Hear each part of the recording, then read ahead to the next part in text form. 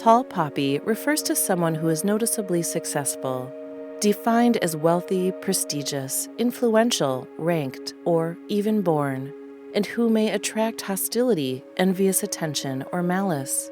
Tall poppy syndrome, TPS, is the psychological condition where some people hold someone in contempt in order to cause them to fail or to suffer disgrace by cutting him or her down to size.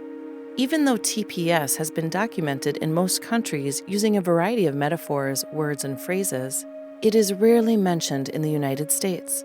For every sin, there is a virtue. So I'd love to hear more about them. What are they? The definition of an emotion is one thing, but there's also the way the psychologist looks at emotion. They just call an emotion a functional state. They just leave it at that, which is nice. But I actually like the positive side of an emotion and the negative side. So envy is my favorite emotion. I think it's the most common emotion. It's an emotion that's always going on. I mean, when you first see somebody, the comparison emotion is on. You're looking at who they are, their physique, their clothes, you're sadly forming an opinion on them. The emotion I studied the most was the comparison emotion, envy.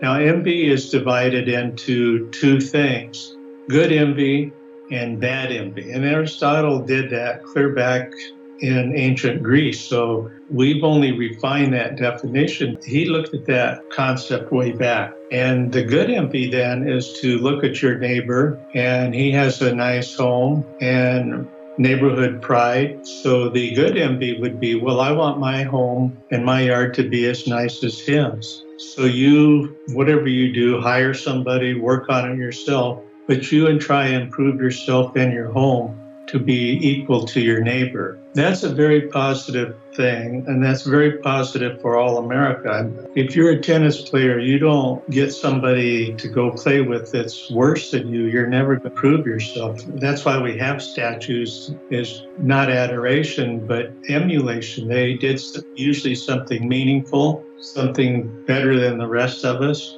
And so you look at that person and you want to improve yourself. Unfortunately, that takes a lot of work, and people don't always do that. It's much easier, and then we had religion come in, specifically Catholicism, because I was raised in a religious Irish Catholic family, and the emotion of envy is a negative and one of the 7 deadly sins. So the negative emotion is coveting somebody's wife, coveting somebody's goods.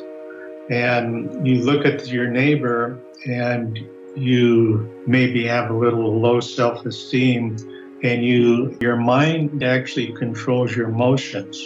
And so in your mind, you make a conscious decision that you're not going to emulate them positively and try and improve yourself or your home. It can be laziness, which is also a deadly sin. That's one of the 7, laziness, which is the cause of bad envy and the coveting. And you try either destroy some of maybe their car. As we talked the first time, you scratch key the car or you punch a tire out. You're actually trying to destroy their happiness. But that's a positive bad action, meaning that you take some direct action. And also you can just do disparaging remarks to the neighborhood about why you think that person's a bad person.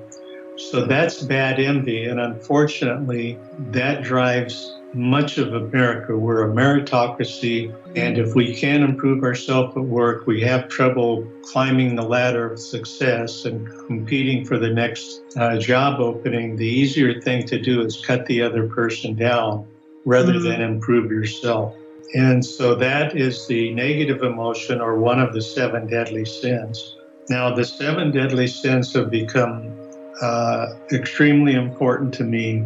The 7 deadly sins were actually described by Pope Clement in the 4th century. Strangely enough, it was a guide to the monks who lived in a monastery. I don't know why you'd have to tell the monks how to behave when they should be praying every day. But anyway, and the 7 deadly sins are envy, which is bad envy, which is usually found in the cutter in the tall poppy syndrome. Anger. The definition of anger is there's an obstacle in your way and you can't remove it. That's why you get angry. And how it relates to the tall poppy syndrome is that there's another person in your way preventing you from the promotion.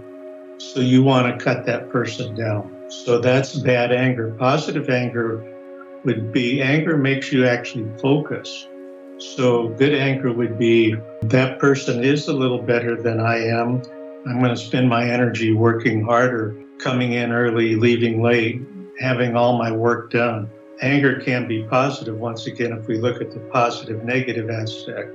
And the last of the three deadly sins that are most commonly found in the cutter is laziness or sloth, S-L-O-T-H. Those are three of the 7 deadly sins. Now, interestingly enough, the cutter, through moral justification, feels that he has the right to cut down a tall poppy. And here we find 3 other reasons that he feels justified in cutting those poppies down. And that's because of pride or hubris. Somebody becomes too big for their britches. That's pridefulness. The next would be greed, which of course in America is a very common reason to, you get greedy and you cheat people, and we just have that cryptocurrency fraud going on. That's an example of the tall poppy syndrome, somebody being tall poppy because of his egregious activities, which involve pride, number 1, and 2, greed. And then the third is lust. There's a lot of the media was cut down in the Me Too movement, and that was for a lot of pride in almost all those men, some greed, but lustfulness. So those are 3 deadly sins. So we have 3 found in the cutter, 3 found in the tall poppy who uses those negative emotions, and then the cutter feels justified in cutting that person down. The only sin we don't mention in the tall poppy syndrome is gluttony. Those make up the 7 deadly sins, and 6 of them are commonly found in the tall poppy syndrome. In Christianity, especially Catholicism, the way you modify your bad behavior is to look at the opposite, which in envy would be kindness. And so kindness is the antidote to bad envy. Kindness, for me, is certainly one of the most necessary and should be one of the most prevalent virtues. One, because my own opinion, once again, is the emotion of envy is always on, and it's very easy to be negative. And so to change that, you just need to think of kindness.